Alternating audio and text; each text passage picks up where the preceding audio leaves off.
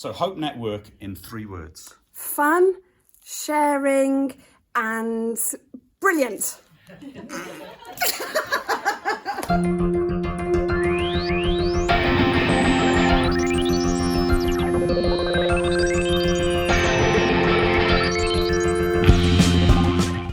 March 2020, MadeOnAMobile went on tour across the Midlands for a week. Nottingham, Birmingham, Halezone in the Black Country, and into Cannock and Rugeley in Staffordshire. Teachers, social workers, community volunteers, lecturers, communication and engagement professionals, all learning how to shoot, edit and share their story on video from a single mobile device.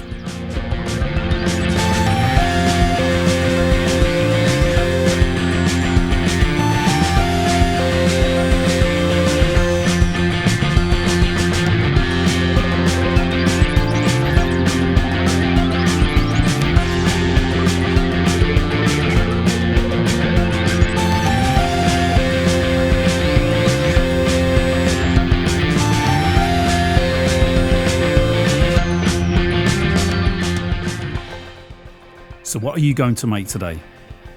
My name's John Gill and this video was made on a mobile.